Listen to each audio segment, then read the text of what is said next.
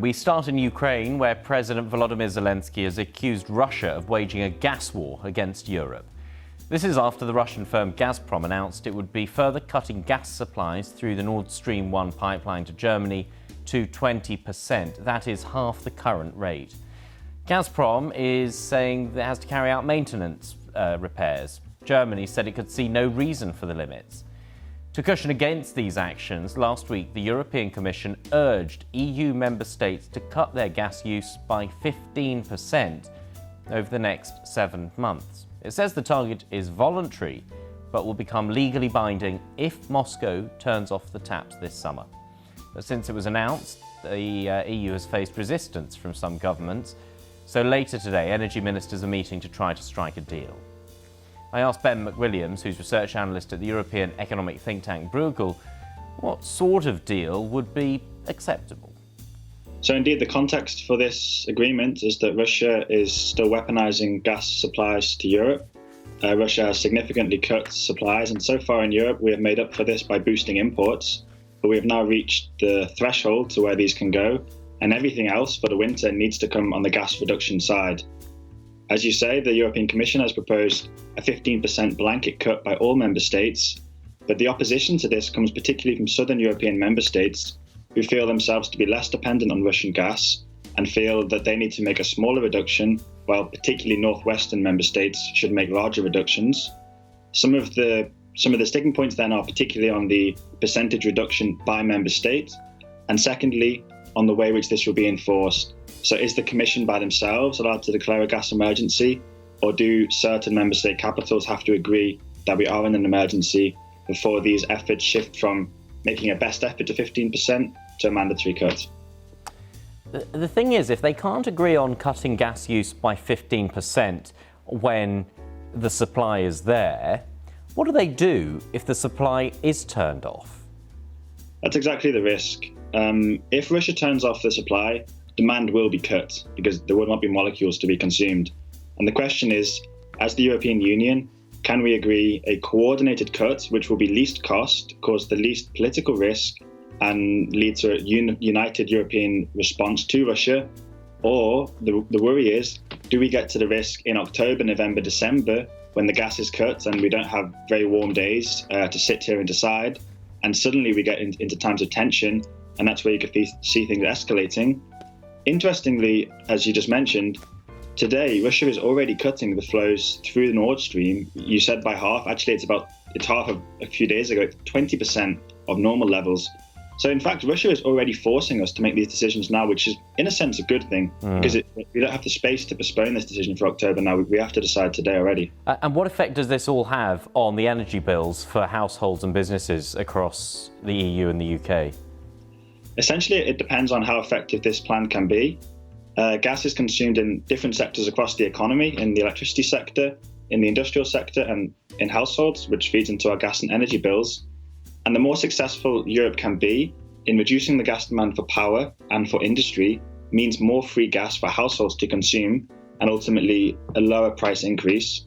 That being said, as we've already seen since last October, prices have increased, and prices are likely to continue to increase, particularly as governments allow firms to increasingly pass through costs to consumers, which, the same as it is in the UK, there is a delay between wholesale price increases and the regulated price increases, which is what consumers pay.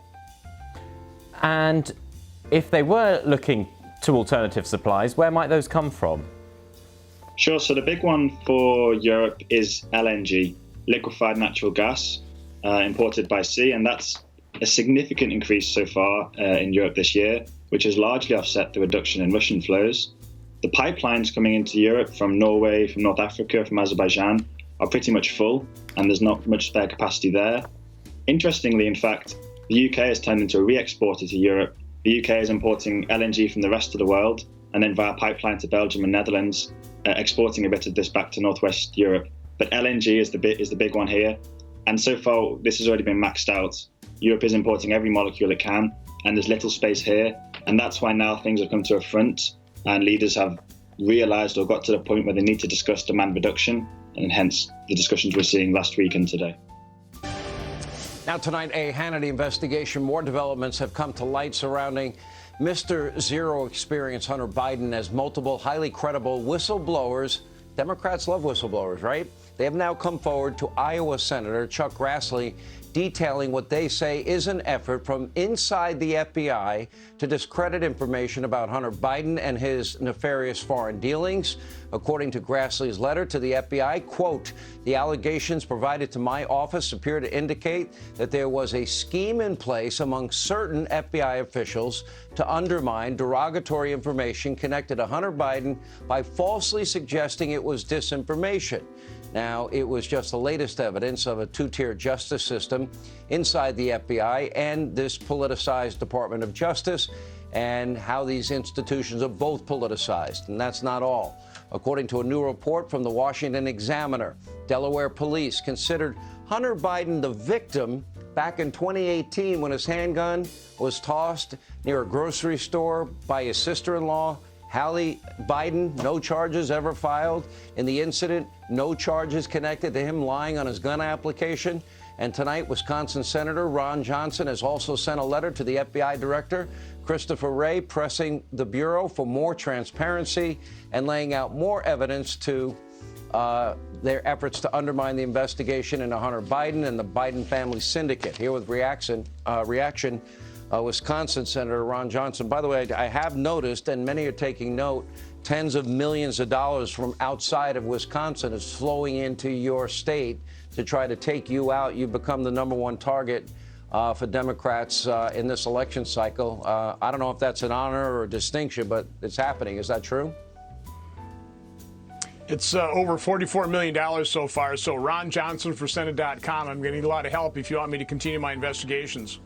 Yeah, I'm sure that everybody in Wisconsin loves people outside of Wisconsin telling them who to vote for. All right, this is important because if you go back to 2016, there was a big lie perpetrated. Hillary Clinton's bought and paid for dirty Russian dossier then becomes the basis of a FISA application. It's unverifiable. It's been debunked. 4 separate warrants, never verified or verifiable.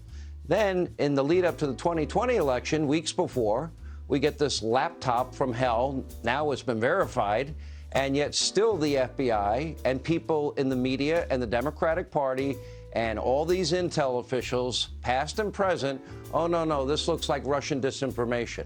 So they use Russia in 2 elections in 2 different ways to impact our elections. How many more times are the Democrats going to play that game and get away with it? Oh, it's their playbook. Let me first thank the whistleblowers for coming forward. We need a lot more whistleblowers inside the FBI, Department of Justice, the federal health agencies. If we're going to restore credibility to these agencies, we need to know the truth, and that's going to require whistleblowers. But, unfortunately, Sean, I don't find this revelation shocking. It's outrageous. But there's so many things that were suspicious. For example, Senator Grassley and I both received briefings we didn't request from the FBI. They were later leaked to the Washington Post to smear us and discredit our investigation. I'll never forget Peter Strzok's text to Lisa Page said that our sisters are leaking like mad, feeling scorned, worried, and political. They're kicking into overdrive. Now we're finding out from these whistleblowers that the FBI actually had, I don't know what you would call it, but individuals specifically taking derogatory information against Hunter Biden, downgrading it to end the investigations. Were they responsible, talking to their intelligence sisters of the 51 intelligence officials that came forward and engaged in their own information operation when they said that Hunter Biden's laptop had all the earmarks of a Russian information operation? This is dirty. This is corrupt. We need answers. And Christopher Wray, Attorney General Merrick Garland, these people have to come clean and tell us what we know. We may need a special counsel on this one. Well, I would agree with you, but why would we have any confidence in them? Because you mentioned, we could talk about Comey, McCabe, Strzok, Page, and a whole list of other people. Nobody's ever held accountable. And then time passes and they move on. Christopher Wray hasn't cleaned up the FBI. He hasn't lifted a finger to take on the abuse of power that took place with the Russian lie or the lies to the FISA court on 4 separate occasions. He hasn't taken on any of the people that said Hunter Biden's laptop was disinformation. He hasn't done anything to clean everything up. And as far as the Department of Justice, okay, what happened on January 6th was wrong. I said it in real time. I said it that night on this show. I'll say it again tonight. But so are the 574 riots in the summer of 2020 that, if I'm not mistaken, Kamala Harris defended and said, beware, take note. They won't stop. They shouldn't stop. We're not going to stop. And then promoted a bail fund for the rioters. How come that's not important? How come the people on videotape rioting and burning down, businesses and police precincts, how come those people haven't been held accountable? Because we have highly partisan political actors inside these federal agencies, and that's why we need to get to the bottom of this. This is why we need more whistleblowers coming forward, patriots that actually appreciate their agencies, want to see credibility and integrity restored to them. The only way we're going to restore that credibility, because I don't trust Christopher Wray. Remember, under his leadership, the FBI briefed the Senate Intel Committee in March of 2018 that the Steele dossier had integrity, even though the FBI knew it was Russian disinformation. He's the one who was there while this operation was apparently set up. He's the one that potentially directed the briefing to Senator Grassley and I that was then leaked and then used to smear us. So, no, I don't trust him, but he's the one we've got to call on to answer some questions. All right. Thank you, Senator Ron Johnson, Wisconsin. We're going to be watching your re-election, hopefully. Hey, Sean Hannity here. Hey, click here to subscribe to Fox News YouTube page and catch our hottest interviews and most compelling analysis. You will not get it anywhere else. Opening arguments began today in the first of several trials involving parents of the children murdered at Sandy Hook Elementary School and conspiracy spreader Alex Jones. In October, Jones was found legally responsible for the false claims he made about the killings. Today, the lawyer for the plaintiff said they are now seeking $150 million in damages. Now, that is a huge verdict, to be sure, but it is one that will do justice to the level of harm done in this case. Harm that was done to the grieving parents of murdered children, who have had to endure for 10 years the most despicable and vile campaign of defamation and slander in American history. Well, today, Jones's lawyers claimed that thousands were questioning the shooting, not just him, all because of what he called, quote, bad coverage, unquote, by the mainstream media. The mass killing occurred 10 years ago this December in Newtown, Connecticut. 6 adults, 20 children were murdered. Joining me now is the New York Times' Elizabeth Williamson, who has been covering the trial from Austin, Texas. She's also the author of Sandy Hook, An American Tragedy and the Battle for Truth, published earlier this year. You've been following, Elizabeth, this story and the consequences of Alex Jones's lies about the Sandy Hook shootings for years. What stood out to you in court today? Hey, Anderson, thanks for having me on. I think what stood out to me is that this is the first time that we have heard a dollar figure attached to the suffering that these families have gone through after Alex Jones began spreading lies about Sandy Hook, that it was a government hoax in service to gun control. So this is an attempt to sort of, put a material value on what they've gone through as that sort of secondary trauma after the shooting itself. The $150 million in damages, $75 million of that represents $1 from each person who didn't believe the shooting occurred because of false information pushed by Alex Jones. That's what the lawyers are saying. I'm wondering what the reaction from Jones was when that number was set in court. He was visibly unnerved by that. It's kind of a complicated formula that the lawyers came up with after Monday when Jones's own lawyer suggested that they might seek a single dollar in damages. And he extended this argument that the parents' loss of their son, Jesse Lewis, was so enormous that anything Jones could have said or done was just sort of paled in comparison.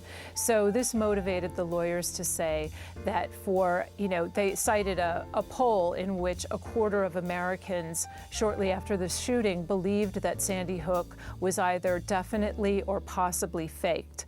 And so that's 750 million Americans. So they came up with a formula that would make Jones pay $1 for the reputational damage and the emotional damage that he inflicted by convincing that many people that the shooting was faked. I understand Alex Jones was parading around today acting as if somehow he is a victim, and in the middle of the proceedings actually went out and did he hold some kind of a press conference which the judge admonished him for?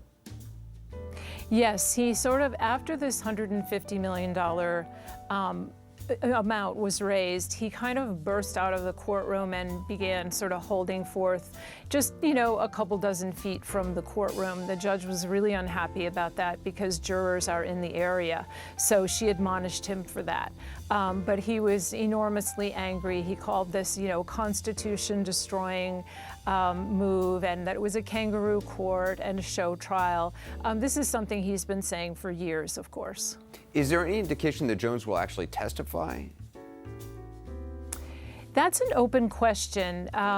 He was in the court today, as we've seen in other court appearances in unrelated cases. He has a hard time kind of controlling his emotions in court. Today, he was putting a piece of duct tape over his mouth saying, "Save the first," referring to the First Amendment, and leaving that on the table in view of the jurors. I think that, maybe both sides would see this as somewhat of a risk because he's such an unpredictable character. Can they actually get money from him? I mean, he sells a lot of ads for supplements and who knows what else. Yeah, I mean, he has a pretty ingenious business model, and when you look at the fine the proposed judgment, really that's equivalent to about 3 years worth of $50 million in annual revenues that he has earned. Yeah, selling doomsday prepper merchandise, untraceable gun components, body armor, and diet supplements, all for people who distrust everything from traditional medicine to the federal government. And that's kind of what's at the root of this whole case. Yeah. So the money's probably there. Elizabeth Williamson, I so appreciate all your reporting for years on this. Thank you. We'll be right back.